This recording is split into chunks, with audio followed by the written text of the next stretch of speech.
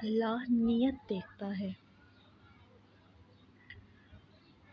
ایک شخص کھجوروں کا بہت شوقین تھا۔ دن بھر درختوں پر چڑھ کر کھجوروں کو توڑنے اور کھانے کی فکر میں رہتا تھا۔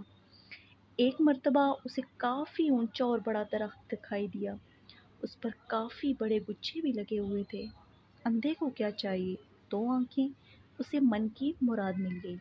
آؤ دیکھا نہ پاؤ، کلہری کی طرح درخت کی چوٹی پر چڑھ گیا، جی بھر کے کھجوریں کھائیں اور پھر گھر کے لیے جمع کرنے لگا۔ مقصد پورا ہوا تو پیڑ سے نیچے اترنے کی ٹھانی۔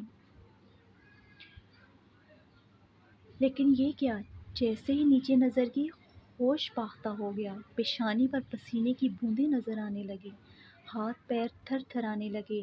اس نے تصور بھی نہیں کیا تھا کہ وہ اتنے اونچے پیڑ پر چڑھ چکا ہے۔ اب کیا کرے، آج سے پہلے کبھی اتنے اونچے پیڑ پر نہیں چڑھا تھا۔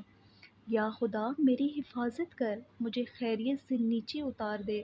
اگر ہاتھ چھوٹ گیا، میں نیچے گر پڑا تو آج کا دن میری زندگی کا آخری دن ثابت ہوگا۔ یا اللہ ایسا مت ہونے دینا، مجھے بچا لینا۔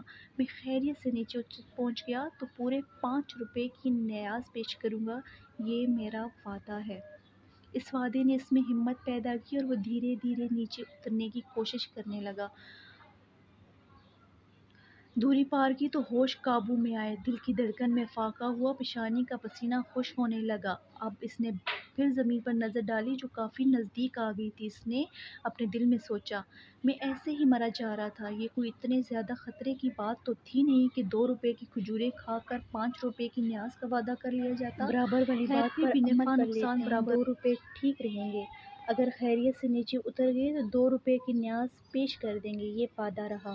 اور یہ وعدہ دوری گھٹتے گھٹتے پوری طرح گھٹ کر صفر میں تبدیل ہو گیا۔ زمین پر پیر رکھتے اس نے پیڑ کی طرف دیکھا اور ہنسنے لگا۔ اس نے کہا، پیڑوں پر میں نہ جانے کتنی ہی مرتبہ چڑھ کر اتر جاؤں، پتہ نہیں میں اتنا کیوں ڈر گیا تھا، یہ خطرے جیسی کوئی بات تھی ہی نہیں۔